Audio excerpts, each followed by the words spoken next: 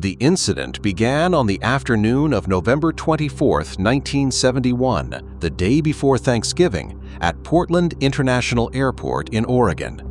A man carrying a black briefcase approached the Northwest Airlines ticket counter and identified himself simply as Dan Cooper.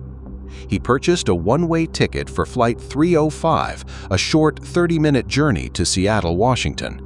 From the moment he stepped into the terminal, there was an air of quiet calculation about him, a sense that beneath his unremarkable appearance lurked a mind meticulously plotting a crime that would soon stun the nation. Boarding the Boeing 727-100, registered N467US, Cooper selected seat 18C near the rear of the passenger cabin. Witnesses would later describe him as a man in his 40s, approximately 5'10" to 6 feet tall, wearing a dark business suit, moccasins, a crisp white-collared shirt, a black tie adorned with a mother-of-pearl tie pin, and a light black raincoat. He lit a cigarette, calmly ordered a whiskey and a soda, and settled in, blending seamlessly with the other passengers, entirely ordinary in appearance, yet entirely extraordinary in intent. As the aircraft lifted off the runway at precisely 2:30 p.m., with roughly one-third of the seats occupied, Cooper executed the first step of his audacious plan. He discreetly passed a folded note to Florence Schaffner, the flight attendant seated closest to him near the rear door. She placed it in her purse without looking, assuming it contained a mundane business message. Leaning close, Cooper whispered with measured calm, "Miss, you better look at that note. I have a bomb." Schaffner unfolded the note, revealing neatly written all-capital letters declaring, "I have a bomb in my briefcase. I will use it if necessary. You are being hijacked. Sit down next to me." Her initial disbelief gave way to terror as Cooper opened his briefcase just enough for her to glimpse 8 cylindrical objects arranged in 2 stacks of 4, connected by red insulated wires, along with a large cylindrical battery.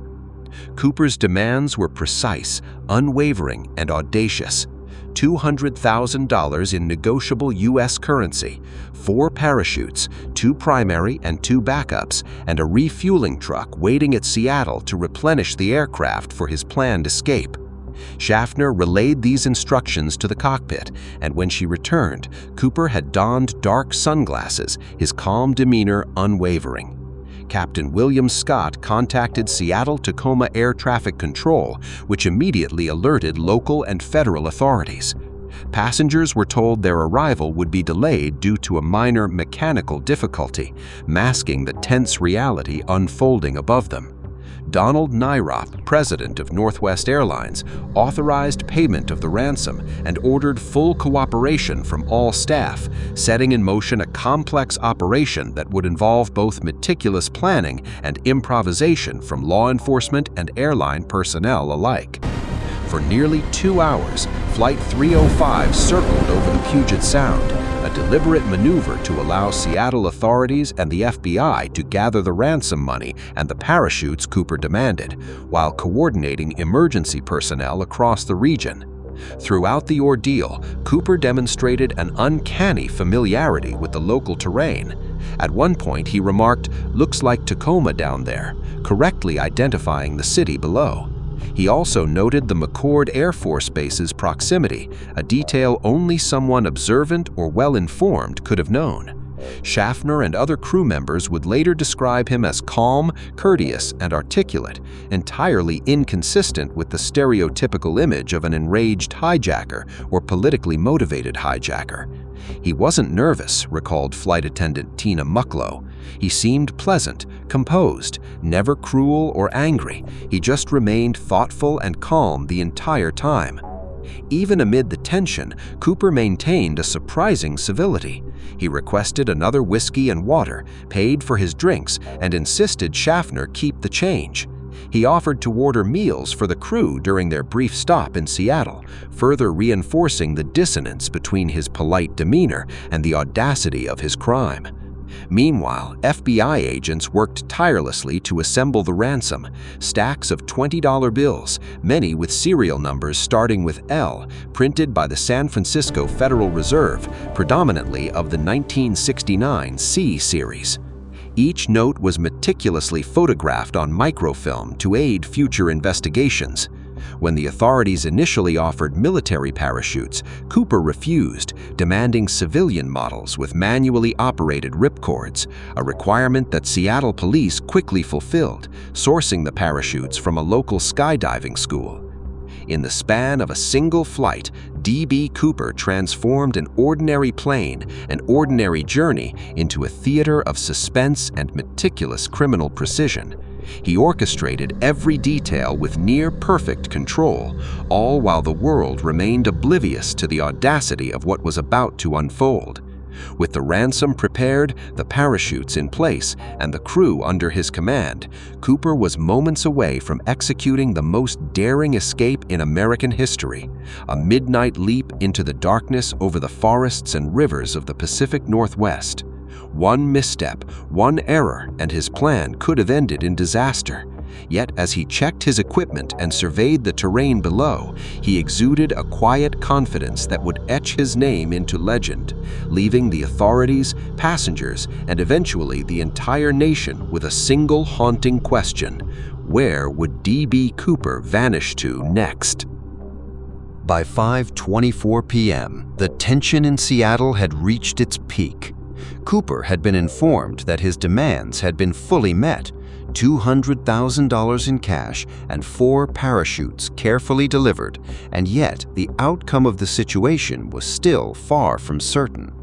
15 minutes later, at 5:39 p.m., Flight 305 touched down at Seattle-Tacoma International Airport.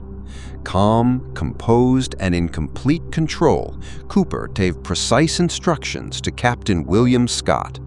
Taxi to a secluded, well-lit area and extinguish all cabin lights.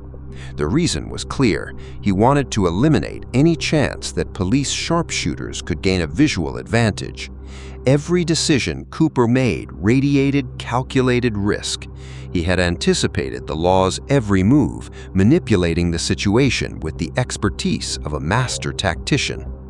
On the tarmac, Al Lee, the operations manager for Northwest Airlines, approached the plane in plain clothes, intentionally avoiding uniforms that could be misread as police presence. Carefully, he handed a backpack containing the ransom money and the 4 parachutes to flight attendant Tina Mucklow via the rear stairway. The exchange was seamless, yet every second carried the weight of imminent danger. Once the transfer was complete, Cooper allowed all 36 passengers, Florence Schaffner and senior flight attendant Alice Hancock, to disembark. The cabin, once tense with the threat of violence, emptied quietly, leaving only the crew and the enigmatic figure of Cooper with his prize. What followed was a meticulous orchestration that revealed Cooper's extraordinary knowledge of aviation and strategy. While the plane was being refueled, he laid out the plan for the next leg of the journey, speaking directly to the cockpit crew. He demanded a course southeast toward Mexico City, flying at the slowest possible speed without stalling the aircraft, roughly 100 knots, maintaining an altitude of 3,000 meters. Cooper insisted the landing gear remain extended, the flaps set at 15 degrees, and the passenger cabin depressurized, ensuring precise flight parameters that maximized his escape chances. The crew quickly realized the limitations of the plan. The aircraft could cover only 1,600 kilometers under these conditions, which meant a second refueling stop would be necessary before reaching Mexico. Cooper calmly weighed the options with his co-pilots, ultimately agreeing on Reno, Nevada as the interim stop. Despite the technical constraints, he maintained authority over every aspect, issuing commands that combined exacting knowledge with an air of quiet intimidation. Even the approach to takeoff was part of his deliberate choreography. Cooper instructed the crew to depart with the rear stairs lowered and fully extended, a maneuver the Northwest Airlines office initially resisted, citing safety concerns. Cooper, unwavering and almost imperious, dismissed their objections. He would personally ensure the staircase's deployment once airborne, leaving no room for debate. The control he exercised over the aircraft was extraordinary. He was not merely a passenger, nor a criminal improvising in panic. Every action was calculated to minimize risk to himself while retaining leverage over the crew and authorities. The Federal Aviation Administration even requested a personal meeting on board, but Cooper declined, his focus entirely on the mechanics of the flight and his imminent escape. The refueling process itself was a test of patience and nerve. The first tanker experienced a vapor blockage in its pump, delaying progress and causing visible signs of Cooper's impatience. He permitted a second tanker to continue, and when that too was exhausted, a third, ensuring the operation would meet his exacting standards. Even amid delays and unforeseen complications, Cooper's demeanor never faltered. He remained the embodiment of calm precision, a man entirely in control of a situation that would have thrown most others into chaos. Observers would later marvel at his poise, noting that throughout the hours of negotiation, payment, and planning, he displayed none of the aggression or recklessness stereotypically associated with hijackers. Instead, he was methodical, almost courteous, yet every decision was a step toward one goal, vanishing into the night with his loot, leaving no trace of identity, intent, or fate. By the time the final preparations were complete, the sun had dipped low over the horizon, casting long shadows across the tarmac. Cooper had orchestrated an escape route that blended audacity with meticulous planning, blending the predictable with the unpredictable. Every detail, from parachute type to flight speed, every maneuver over populated areas and forested terrain was calculated to perfection. The question now loomed over Seattle and the nation. Would this man truly disappear, or would the hours of planning unravel in an instant, revealing a criminal caught by circumstance? As Flight 305 prepared for takeoff, rear stairs down and engines humming with anticipation, Cooper's calm, almost imperious figure was the last image of the evening that passengers, crew, and authorities would ever fully comprehend. The world held its breath, aware that history was about to witness a feat of criminal audacity unlike any before, and yet the outcome remained shrouded in uncertainty, a mystery that would confound generations to come. By approximately 7:40 p.m., Northwest Airlines Flight 305 lifted off from Seattle-Tacoma International Airport once again, carrying only the essential crew and their enigmatic passenger, D.B. Cooper. On board were Captain William Scott, flight attendants Tina Mucklow and Florence Schaffner, co-pilots William Radachak, and flight engineer H.E. Anderson.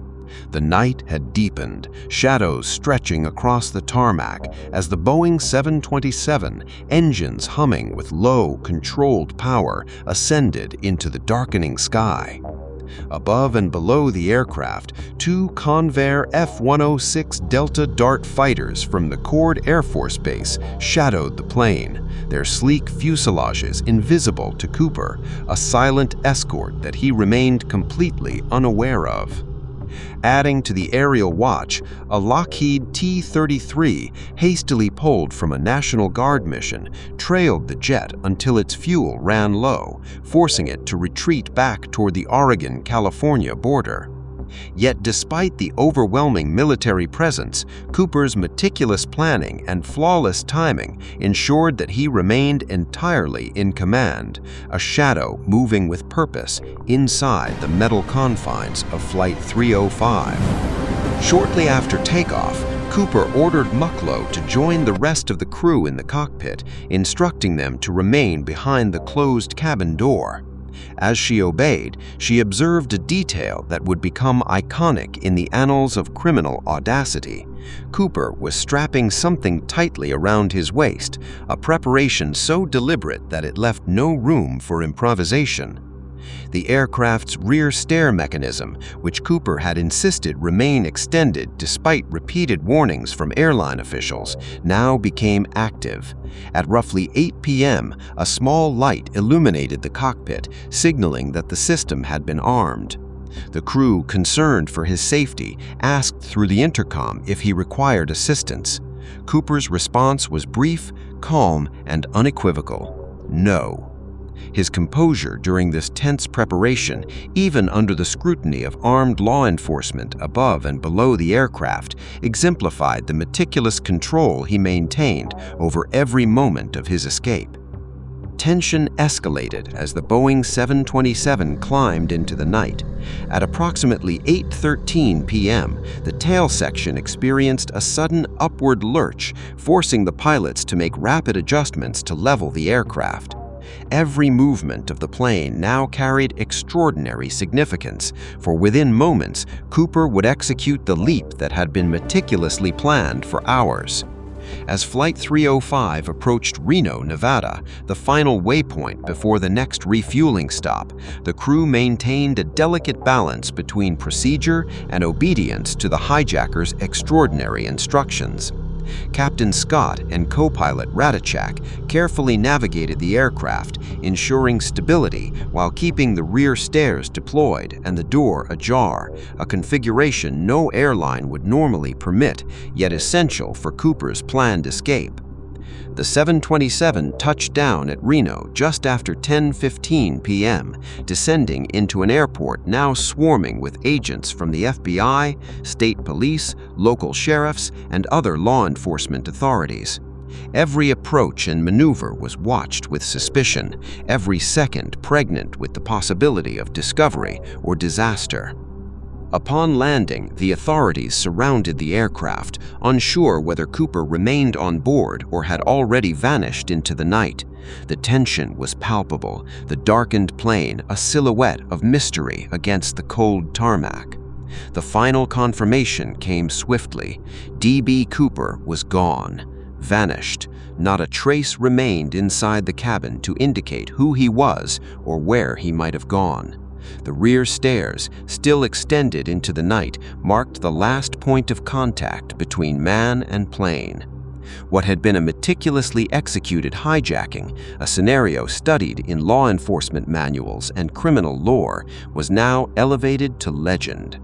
Cooper had not only secured his ransom with precision and calm, but he had also executed an escape that would confound authorities for decades. The FBI would launch an exhaustive search, questioning every lead, interviewing countless witnesses, and analyzing every detail of the aircraft and terrain. Yet nothing, not a footprint, not a scrap of fabric, not a discarded note, provided any clue to the man's identity or fate. The audacity of Cooper's escape was amplified by the darkness, the silence, and the meticulous orchestration of every step. He had calculated the exact altitude, the airspeed, the equipment, and the route over forests and rivers with precision. Even as the world waited for answers, the aircraft stood as a silent monument to his ingenuity and daring, a reminder that in that moment, one man had outsmarted the best-trained authorities and vanished into legend. The question that hung over Reno, over Seattle, and eventually over the entire nation was chilling in its simplicity. How could a man execute such a flawless plan and disappear without leaving a single clue? It was a question that would fuel fascination, speculation, and obsession for decades to come, as D.B. Cooper became not just a criminal, but an enduring symbol of audacity, mystery, and the perfect crime. The aftermath of D.B. Cooper's audacious escape plunged law enforcement into a complex maze of questions and dead ends. As the Boeing 727 stood silently on the tarmac in Reno, FBI agents meticulously combed the aircraft for any trace of the mysterious hijacker. Their efforts yielded a mixture of tantalizing clues and confounding ambiguity. 66 unidentified fingerprints, the black tie Cooper had worn, the mother-of-pearl tie pin, and 2 of the 4 parachutes he had demanded. One parachute had been opened during the flight, its cords cut, evidence of a practiced and deliberate exit. The investigation extended beyond the aircraft itself. Witnesses were interviewed across 3 cities, Portland, Seattle, and Reno. Every passenger, every flight attendant, and every individual who had interacted with Cooper in person became a critical source of testimony. From these accounts, multiple composite sketches were created, each an attempt to capture the elusive visage of a man who had slipped into history. Yet even with these painstaking efforts, the image of Cooper remained frustratingly incomplete, a shadowy figure whose calm demeanor and meticulous planning defied simple categorization. Local police and FBI agents immediately began interrogating potential suspects, searching for any lead that might unravel the mystery. One of the earliest inquiries involved a man from Oregon who shared the name D.B. Cooper and had a minor criminal record. Authorities explored the possibility that this individual could be the skyjacker, or at least connected to him, given the apparent reuse of the alias in prior offenses.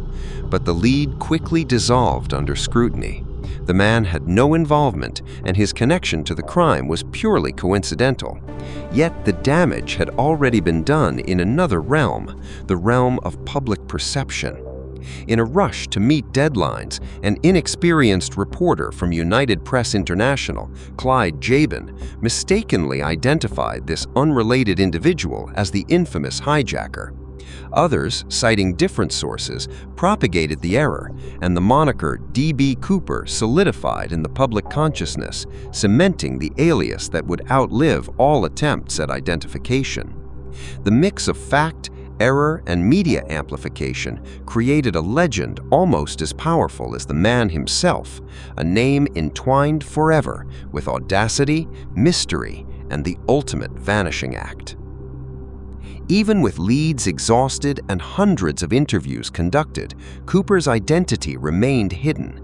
The FBI faced the daunting reality that the fingerprints yielded no match in any national database.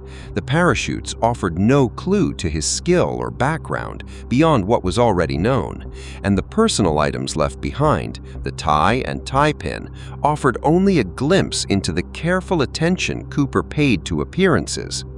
Everything about him, from his calm interaction with the crew to his precise exit strategy, painted a picture of intelligence, preparation, and meticulous control.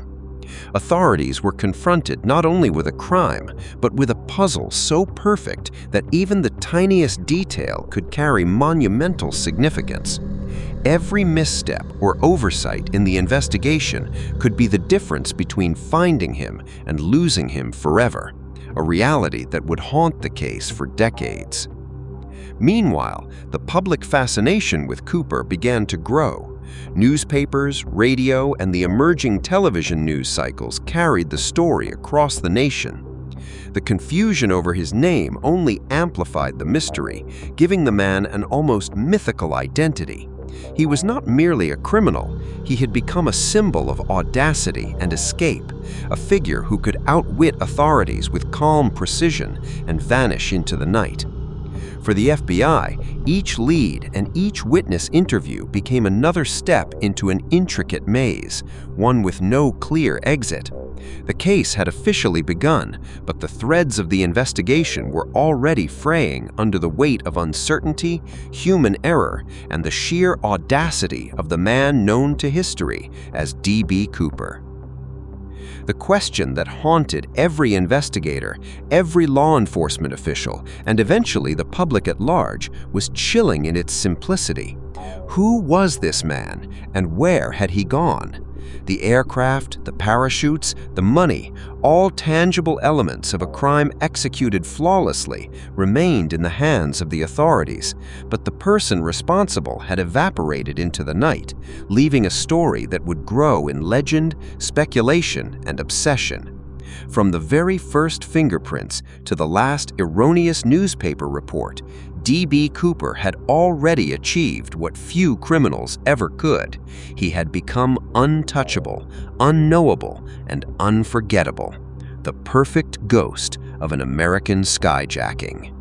As the investigation into D.B. Cooper dragged on, the world's fascination with the skyjacker only deepened. Among the earliest and most persistent theories was the connection to Richard McCoy Jr., a former U.S. Army veteran whose life seemed eerily intertwined with the audacious crime in Portland. McCoy, a man forged by the rigors of military service, had been deployed twice to Vietnam, first as a demolition specialist and later as a helicopter pilot with the elite Green Berets. After his military career, he joined the Utah National Guard as a warrant officer and became a passionate skydiving enthusiast, dreaming of one day joining the Utah Highway Patrol. These skills, a unique combination of discipline, tactical knowledge, and parachuting expertise, made McCoy a figure whose background could easily accommodate a crime like Cooper's. On April 7, 1972, McCoy executed a hijacking so strikingly similar to D.B. Cooper's that comparisons were immediate. Boarding United Airlines Flight 855 from Denver, Colorado, he brandished a device resembling a grenade and a handgun, later revealed to be unloaded. McCoy demanded 4 parachutes and $500,000 in cash. Once the money and equipment were delivered at United Airlines Flight 855, he ordered the aircraft back into the air and leapt into the night over Provo, Utah, leaving behind not only written instructions for the hijacking, but also his fingerprints in a magazine he had been reading. Within days, McCoy was apprehended with the ransom money in his possession, later convicted and sentenced to 45 years in federal prison. His story alone was audacious, yet it became inseparable from the enduring mystery of Cooper. In 1991, the book D.B. Cooper, The Real McCoy, proposed a startling theory that McCoy and Cooper were one and the same. Bernie Rhodes, a parole officer, and Russell Kalami, a former FBI agent, pointed to undeniable similarities between the two crimes: the modus operandi, the meticulous planning, and the personal effects left behind, including a tie and mother-of-pearl tie pin that McCoy's family claimed belonged to him. Even the agent who ultimately shot McCoy in a Virginia Beach confrontation later asserted, "When I shot Richard McCoy, I shot D.B. Cooper at the same time," adding an almost mythic layer to the speculation. The hypothesis suggested that Cooper's calm, methodical demeanor and flawless execution of the Portland hijacking might have been the work of a man already capable of the same audacious feats demonstrated in Denver. Despite the allure of the theory, official records paint a different story. The FBI does not consider McCoy a suspect in the Cooper case. Discrepancies in age and physical description were glaring. McCoy was 29 years old in 1971, his prominent ears a stark contrast to witness accounts of Cooper. His advanced parachuting skills also exceeded what investigators believed the Portland hijacker possessed. Furthermore, reliable evidence placed McCoy in Las Vegas on the day of the hijacking and at home in Utah the following evening, celebrating Thanksgiving dinner with his family. Yet the theory refused to die, quietly simmering through decades of speculation, books, documentaries, and debates among amateur sleuths and law enforcement alike.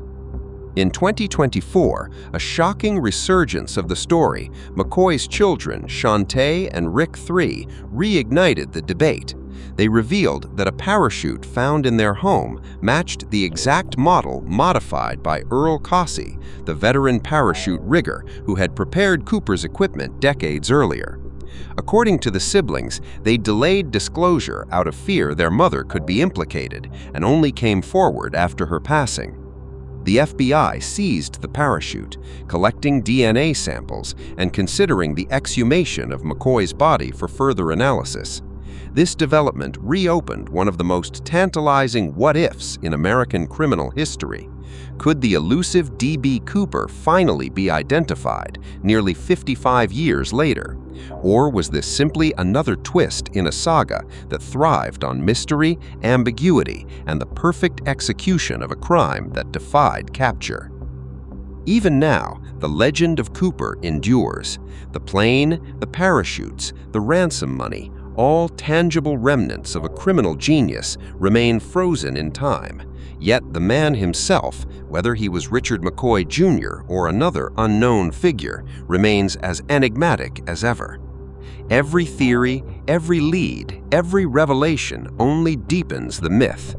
Cooper is not just a historical figure, he is the embodiment of audacity, the shadow that slips through the cracks of law enforcement, leaving behind an eternal question.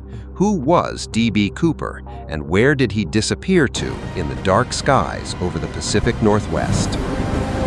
Years stretched on after the hijacking, and for a long time it seemed as though D.B. Cooper had disappeared not only into the night, but into history itself, leaving behind only whispers, speculation, and unanswered questions.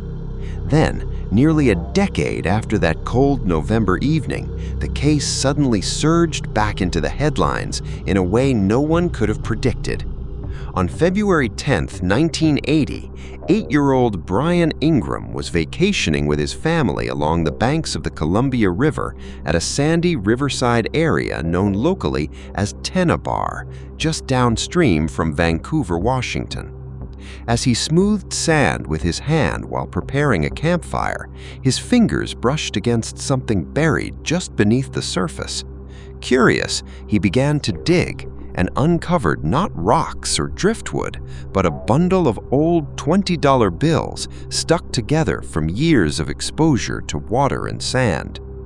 When his parents took the find seriously enough to contact authorities, the FBI quickly became involved, and specialists examined the crumbling stacks. By matching serial numbers to those originally recorded from the ransom money delivered to Cooper in 1971, investigators confirmed that the discovery was indeed part of the stolen cash, approximately $5,800 in total, just a fragment of the original $200,000 ransom, and the only tangible trace ever recovered from Cooper's iconic escape. The physical condition of the money was startling, as if decades of wind, water, and grit had ravaged it almost beyond recognition. Some bills were described as no larger than business cards, blackened or worn down at the edges, yet bound together by rubber bands in the same order they had been when delivered to the hijacker. The discovery sparked a frenzy of speculation. Did the money finally surface because Cooper had buried it? Did he lose it while navigating rivers or terrain during his descent?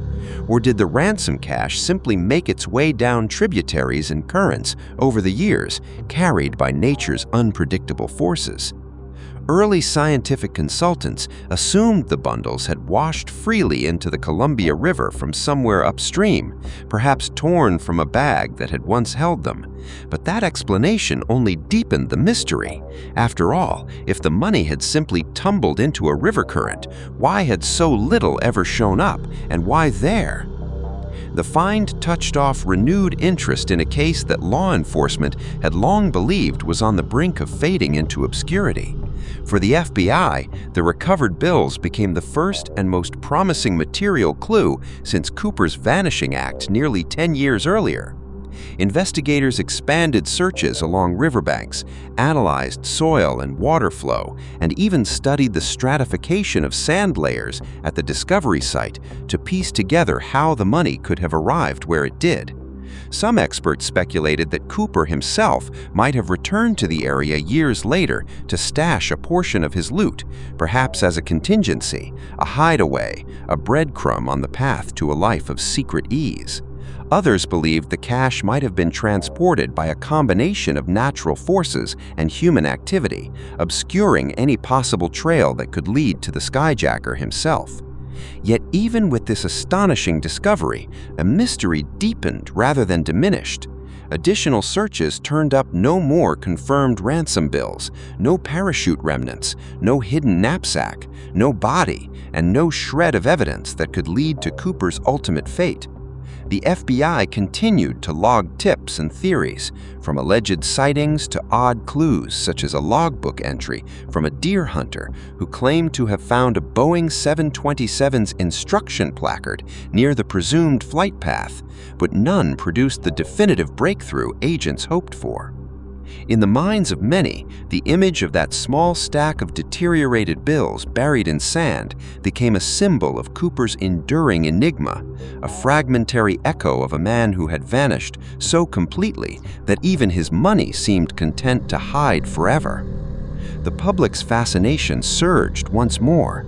Newspapers splashed headlines about the find, amateur sleuths and treasure hunters flocked to riverside banks, and conspiracy theories blossomed in every direction. Some posited that Cooper had executed the perfect crime and gone on to live a quiet, comfortable life under a new identity. Others believed he had died in the jump, his body and remaining ransom lost to the wilderness, only the sand-eroded bills offering proof that he had once walked among the living. The discovery of the money did not end the mystery, it reignited it, sparking heated debates about everything from river currents to psychological profiles, long journeys back into the nooks and crannies of the case files. And yet, the central question that haunted every theory, every clue, and every speculation remained the same.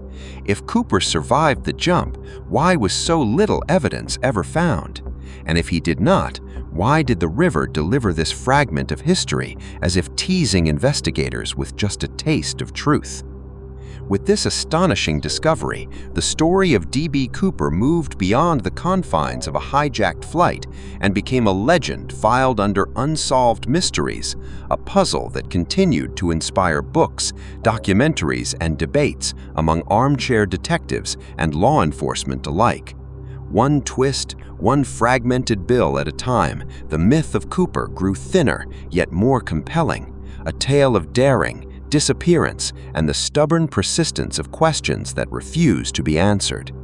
What had happened to him in those final moments after he leapt from the Boeing 727? Did he survive, or was he claimed by the unforgiving terrain and night?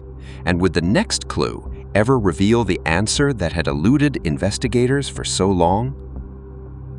After the dramatic leap from the Boeing 727 into the pitch-black skies of the Pacific Northwest, the fate of D.B. Cooper became the ultimate enigma, the question that would define decades of speculation. Investigators and enthusiasts alike have debated whether he survived the jump or perished in the treacherous night, his body swallowed by the dense forests, icy rivers, and rugged terrain of southwestern Washington. The conditions were brutal: freezing temperatures, wind gusts over 100 miles per hour, and heavy rainfall that night would challenge even the most experienced parachutist. Cooper had chosen his equipment meticulously, yet the odds were stacked against any unprepared man. The parachute's descent, the weight of the ransom in the backpack, and the disorienting darkness over a sparsely populated and forested landscape made survival uncertain at best. Experts have calculated the jump's difficulty repeatedly, and even with modern understanding, they describe it as a near impossible feat for anyone attempting it without intimate knowledge of the aircraft, the terrain, and parachuting technique. Some believe that Cooper survived by landing in a remote location, abandoning his loot, and vanishing into a new identity. This theory relies on a combination of factors: the lack of a body, the careful orchestration of the jump, and the almost supernatural calm Cooper maintained throughout the hijacking. Proponents point to his apparent familiarity with the region. He had remarked correctly on Tacoma's location and the McCord Air Force Base, and suggest he may have planned his escape route months or even years in advance, scoping terrain, rivers, and forested paths for a safe landing. Could he have had a cabin, a vehicle waiting, or an accomplice who guided him away from the chaos of Reno and the FBI? The imagination reels at the audacity, the preparation, and the nerve required to vanish completely into a vast wilderness after such a high-profile crime. Others argue that survival was improbable. The wind, the weight of the money, and the lack of precise control over a military-style parachute under combat-like conditions would have made injury, hypothermia, or immediate death highly likely. Even today, experts in parachuting and aviation describe the jump as a high-stakes gamble with nature as the dealer, noting that a misstep by a single foot could have sent Cooper plummeting into trees, rocks, or the icy waters of the Columbia River. If he perished, the mystery of his disappearance would be a cruel trick of fate, a man meticulous, precise, and daring, erased by forces far beyond his control, leaving only the faint trace of a few scattered bills and an enduring legend. Over the years, countless searches and amateur expeditions have scoured the terrain Cooper might have landed in, from the dense forests along the Lewis River to the remote hills north of Vancouver. Enthusiasts armed with metal detectors, historical maps, and satellite imagery have combed every likely patch of wilderness. Few items have been found that could definitively tie to Cooper, aside from the bundle of ransom money discovered in 1980. No body, no discarded parachute, no footprints, nothing that could confirm whether he survived or not. Each dead end only reinforced the idea that Cooper's fate was intentionally obscured, his disappearance part of the narrative he himself had crafted, a masterstroke of misdirection, planning, and audacious execution. The legend grew more complex with reports of alleged sightings across the Pacific Northwest, sometimes decades after the hijacking. People claimed to have seen a man matching Cooper's description in remote towns, ski lodges, and small cities across Oregon and Washington. Skeptics dismiss most as fantasies or misidentifications, yet the enduring reports added layers to a mythos that had already embedded itself into American culture. Cooper had become more than a criminal. He was a phantom, a symbol of rebellion and precision, a ghost in the fog of law enforcement history. Whether dead or alive, the idea of his existence continued to fascinate, taunt, and challenge the imagination. Even today, decades later, every clue, theory, and fragment of evidence is weighed with meticulous care. The discovery of a parachute linked to Richard McCoy Jr., the lone stack of bills found buried in the sand, and the hundreds of witness statements all create a puzzle that is at once tantalizing and maddening. The mystery of D.B. Cooper is more than a crime. It is an enduring study of risk, human cunning, and the limits of law enforcement. The question persists: did the perfect criminal truly vanish into legend, or did he succumb to the night, leaving only the shadow of his audacity for the world to ponder? As the years passed, D.B. Cooper transcended the boundaries of a criminal case and entered the realm of legend, his story woven into the very fabric of American folklore. The audacity of his crime, the meticulous planning, and the flawless execution captured the imagination of a nation, inspiring countless books, documentaries, and articles seeking to unravel the man behind the myth. Authors dissected every detail of the 1971 hijacking, from the exact timing of the plane's takeoff to the physics of the parachute jump, exploring every conceivable angle. Documentaries brought his story to life with dramatic reenactments, interviews with surviving crew members, and commentary from law enforcement agents who had spent decades chasing shadows. The meticulous precision of Cooper's actions, remaining calm under scrutiny, interacting politely with the flight attendants, and disappearing without a trace, was celebrated not as heroism, but as a masterclass in audacity and cunning. Each new retelling reinforced the idea that Cooper was more than a man. He was a symbol of human ingenuity, daring, and the allure of the unsolvable. The cultural impact of the case extended far beyond true crime enthusiasts. Cooper became a figure referenced in television, music, and literature, a character whose real-life exploits rivaled the plots of fiction. The public's fascination was fueled by the mysteries that refused to resolve, the incomplete recovery of the ransom money, the unconfirmed sightings, and the tantalizing possibility that he might have survived the jump to live a secret life. Each element of the case created a mythos in which Cooper was not merely a criminal, but a phantom whose story blurred the lines between history and legend. Researchers, psychologists, and even amateur sleuths analyzed his motives, personality, and potential identity, examining patterns in his behavior and speculating on his life before and after the hijacking. In every analysis, Cooper remained elusive, a puzzle designed to evade capture and spark endless curiosity. True crime enthusiasts and conspiracy theorists alike found in Cooper a figure who represented the ultimate perfect crime. Forums, podcasts, and investigative blogs proliferated, debating theories ranging from survival in the wilderness to elaborate escape plans involving accomplices or hidden safe houses. His anonymity became central to the narrative, each new failed investigation adding layers to his legend. Even within law enforcement, Cooper's case inspired fascination and admiration for his planning and execution, tempered by frustration at their inability to apprehend him. The FBI's exhaustive file, once thought to hold all answers, became a roadmap for speculation, a document containing hundreds of leads, theories, and dead ends, demonstrating the sheer complexity of capturing a criminal who had mastered misdirection to near perfection. The enduring appeal of D.B. Cooper lies in his perfect balance of audacity and invisibility. He executed a crime that was, in essence, theatrical in its precision, yet vanished completely into reality, leaving only fragments of evidence and a growing legend.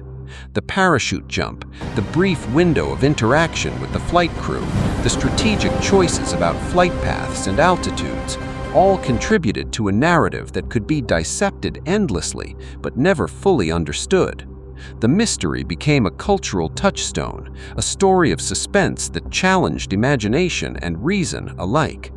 Cooper's tale was told not only as a criminal act, but as a narrative that explored the boundaries of human daring, ingenuity, and the persistent allure of the unknown. Decades after the fateful flight, D.B. Cooper had evolved from a man into a myth. He was the invisible hand orchestrating one of the most famous disappearances in American history, an icon of secrecy and cunning that refused to die. Whether analyzed in law enforcement circles, portrayed in documentaries, or discussed in hushed tones around campfires along the Columbia River, his legend endured. He was and remains a figure who challenges assumptions, tantalizes with fragments of truth, and defies the very possibility of closure. The world had become fascinated not just by the crime itself, but by the man who could vanish so completely, leaving behind only questions, theories, and the faintest traces of audacity. In this way, D.B. Cooper became eternal, not through capture, conviction, or punishment, but through the very mystery that surrounds him, a story that will continue to intrigue and inspire generations to come. Decades after the audacious hijacking, the legend of D.B. Cooper refused to fade, fueled not just by the mystery itself, but by modern developments that continually reignited public fascination. Investigators, historians, and enthusiasts began re-examining the case with tools unavailable in 1971: DNA analysis, geospatial modeling, and advanced forensic techniques.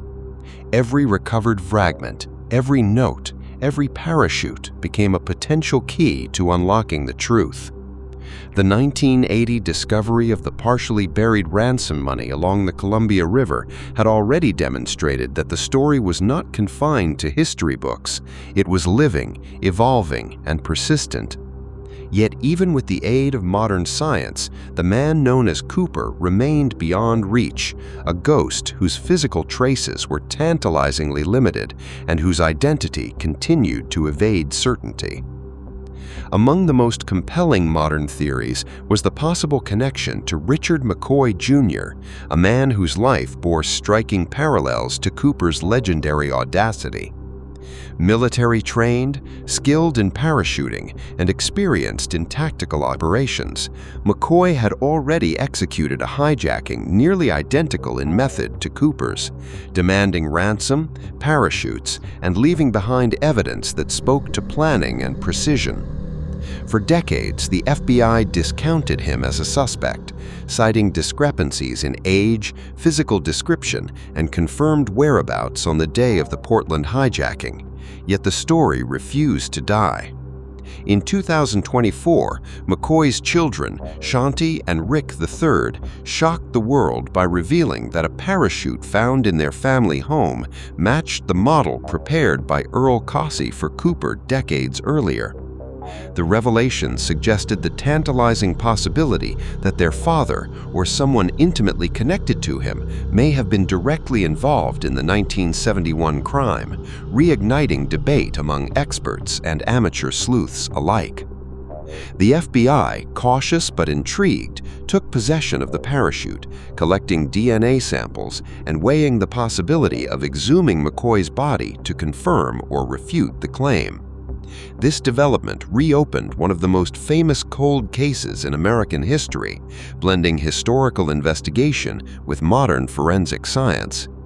Each potential lead was scrutinized: soil and fabric samples from the parachute, DNA comparisons, and historical records were all re-examined under a lens that combined technology and the wealth of archival evidence collected over 50 years.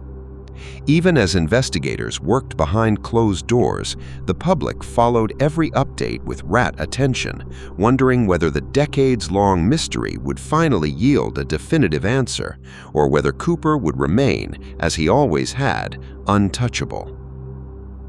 The modern theories were as varied as they were imaginative.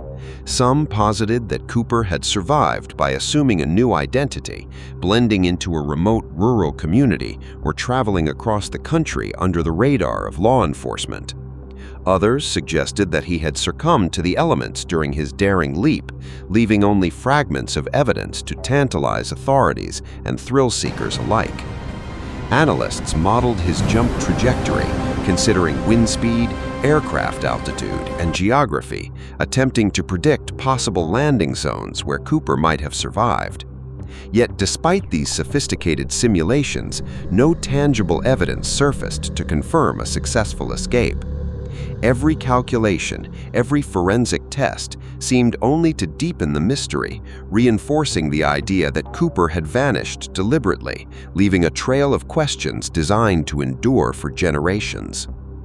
In parallel, popular fascination with Cooper intensified in the digital age.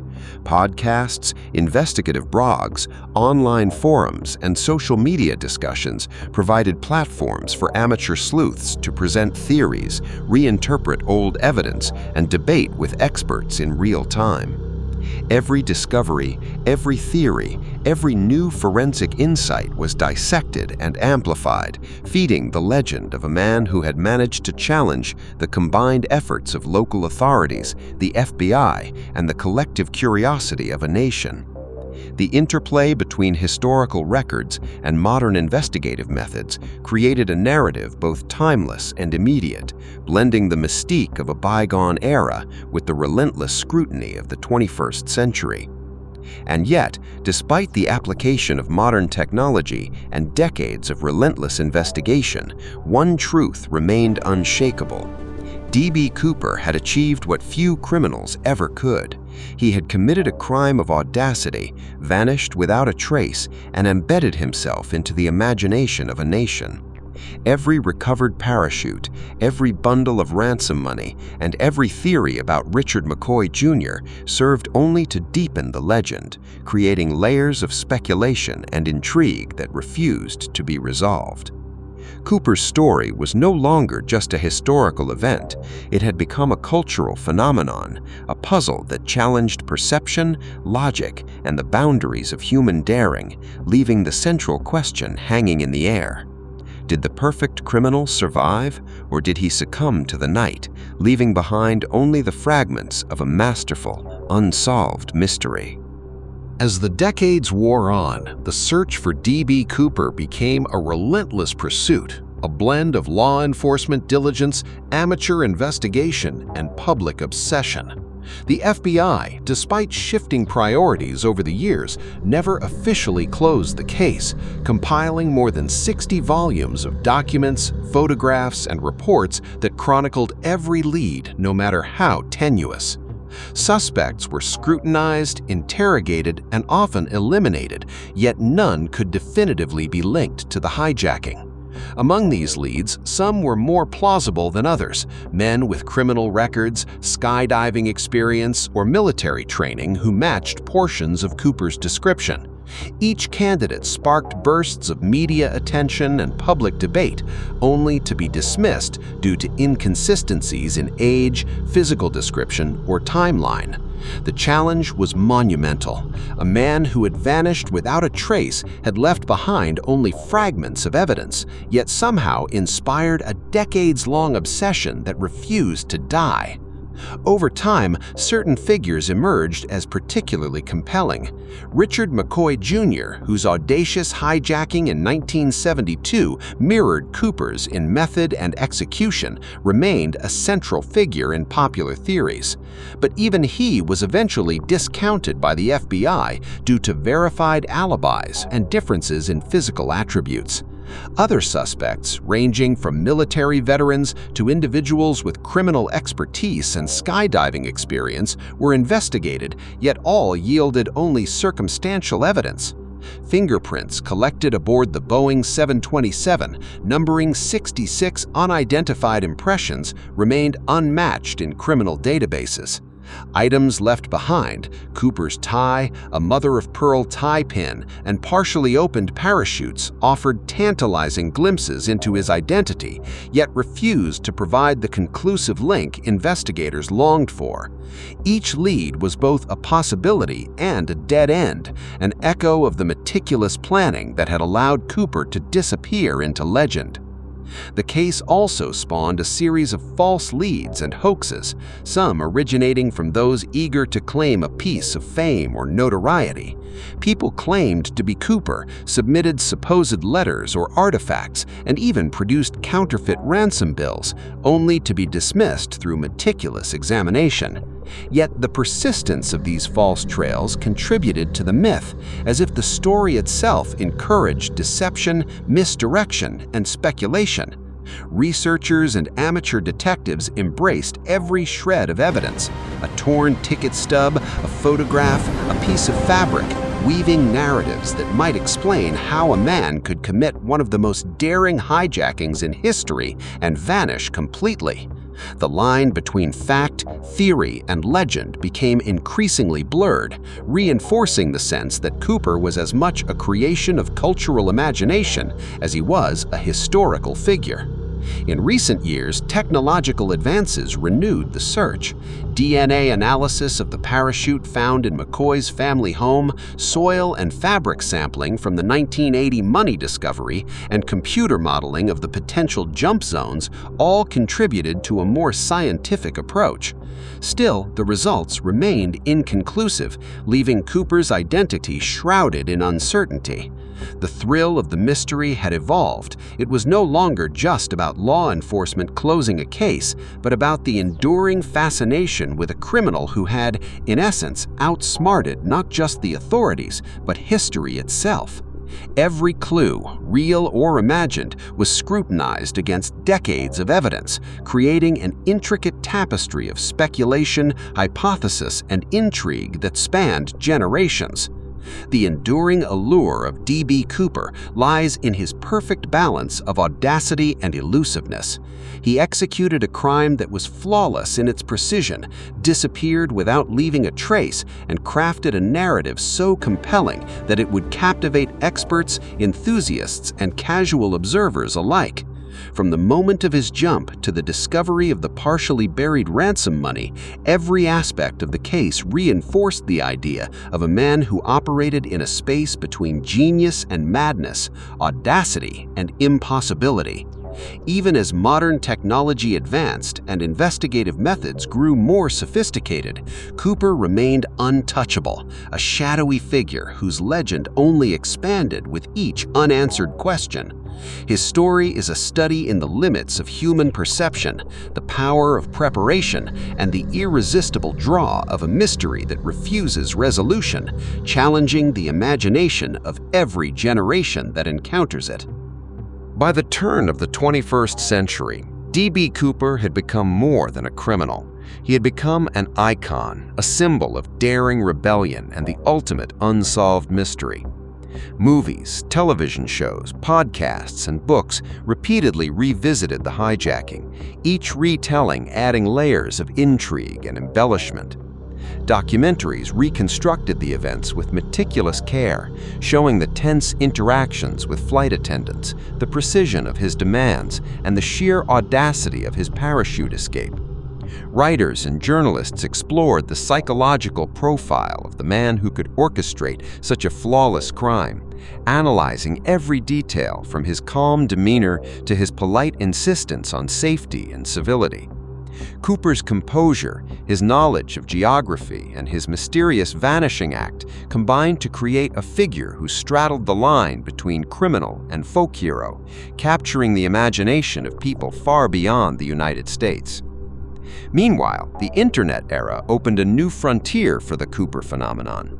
Forums and discussion boards dedicated to the case proliferated, with armchair detectives analyzing maps, wind patterns, and topographical data to hypothesize where Cooper might have landed. Sightings of men resembling Cooper were cataloged and dissected with obsessive detail. Some theories suggested that he had survived and lived quietly under a new identity, blending into small towns or rural communities, never seeking fame but always maintaining his freedom. Others proposed that he had perished in the jump, leaving behind only a fragment of his ransom money and an enduring enigma for authorities and the public alike. Even decades later, every discovery, a buried bill, a parachute, or a photograph reignited fervent debate, proving that the story had become timeless, almost mythic in its appeal. The legend of Cooper also inspired cultural references in literature, film, and music, cementing his place in the public consciousness. The case became a template for thrillers, heist stories, and fictional characters modeled after the elusive hijacker. The man who disappeared into the night on Thanksgiving Eve became a cautionary tale, a muse, and a touchstone for the idea that a single act of audacity could outwit authority, evade justice, and endure in memory far longer than most lives ever do. Even law enforcement, while frustrated by the lack of resolution, acknowledged the ingenuity of the crime, and the FBI maintained a symbolic reverence for the case as one of the most baffling in its history. The continuing speculation fueled public imagination, reinforcing the idea that Cooper's story was more than a crime. It was an enduring riddle, a test of curiosity, ingenuity, and the limits of human perception. As time passed, new theories emerged to explain the most tantalizing aspect of the case, Cooper's fate after the jump. Some posited that he had meticulously planned a safe landing zone in the remote wilderness, relying on rivers, terrain, and knowledge of the region to escape undetected. Others argued that even the most skilled parachutist would have succumbed to the harsh conditions, with the Columbia River and dense forests claiming him almost immediately. The discovery of the partial ransom cache in 1980 only deepened the mystery, suggesting he might have survived long enough to bury some of the money, yet leaving open the question of whether he had escaped entirely or perished shortly after the jump. Every analysis, whether by law enforcement, amateur sleuths, or forensic experts, seemed only to highlight the ingenuity of the man, while simultaneously underlining the elusiveness of the truth. In the public imagination, D.B. Cooper had become immortal, not because of notoriety or infamy, but because of absence, the finality of an unsolved mystery that refused to yield its secrets. His story transcended fact and legend, a narrative shaped as much by what was left behind as by what was never found. Every documentary, book, and online discussion contributed to a growing mythology. A man who challenged the limits of law enforcement, vanished into the darkness, and became a symbol of cunning, audacity, and mystery.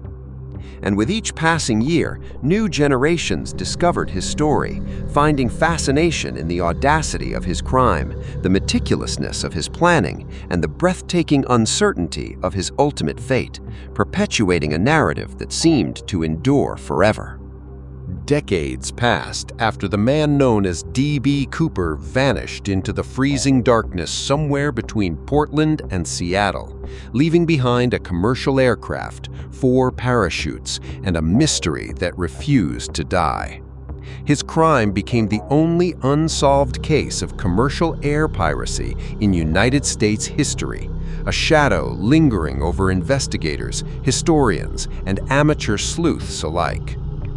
For 45 years, agents of the Federal Bureau of Investigation chased thousands of leads, interviewed suspects across the country, examined microscopic particles from the black clip-on tie he left behind, and reconstructed every minute of Boeing Flight 305.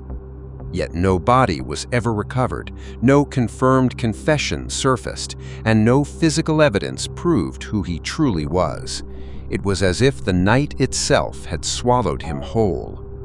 In July 2016, after decades of fruitless effort and mounting demands on resources, the FBI officially announced it was suspending active investigation of the case. The decision was not a declaration of closure, but an acknowledgement of uncertainty. Every viable lead had been exhausted, every promising suspect eliminated or reduced to speculation. To many observers, it felt less like a solved mystery and more like a quiet surrender to time. Still, the Bureau emphasized that the file would remain open in a dormant state, ready to be reactivated if credible new evidence emerged. Cooper had not been caught. He had simply slipped beyond the reach of conventional investigation. And yet, the legend only grew stronger. New generations discovered the story, private researchers launched independent inquiries, and advances in forensic science offered tantalizing possibilities. DNA analysis, material science, and digital reconstruction techniques began to re-examine the few physical artifacts Cooper left behind.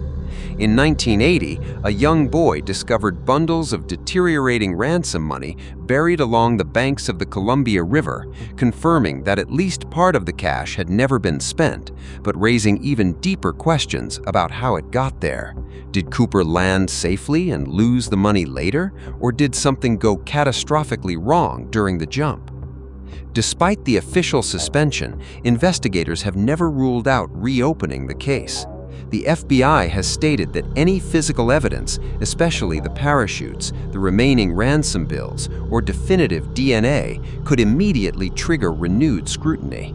From time to time, new suspects emerge, deathbed confessions circulate, and previously unknown documents surface, each briefly reigniting hope before dissolving back into ambiguity. The possibility remains that one discovery, one overlooked detail, one piece of forgotten evidence could finally illuminate what happened on that stormy night in November 1971. Today, Cooper exists somewhere between criminal and myth, outlaw and folk legend. Some believe he died in the wilderness within hours of the jump, unprepared for the brutal terrain and freezing rain below. Others insist he was a trained paratrooper who executed the perfect escape and lived out the rest of his life under a different name. A few even argue that the true story may be stranger than anyone imagines, that the clues have been misread, the assumptions flawed from the beginning. What is certain is this: a man boarded a plane, extorted $200,000, parachuted into darkness, and was never seen again.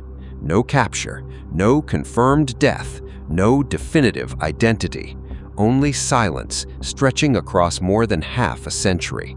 And as long as unanswered questions remain, the door to the truth is not completely closed. Somewhere, perhaps in an attic box, a forgotten file cabinet, or the memories of someone who never spoke, lies the final piece of a puzzle that has haunted America for generations. Until that piece is found, the night Cooper disappeared into remains unfinished, a story without an ending, waiting for history to decide whether the greatest skyjacker who ever lived escaped perfectly or simply vanished forever.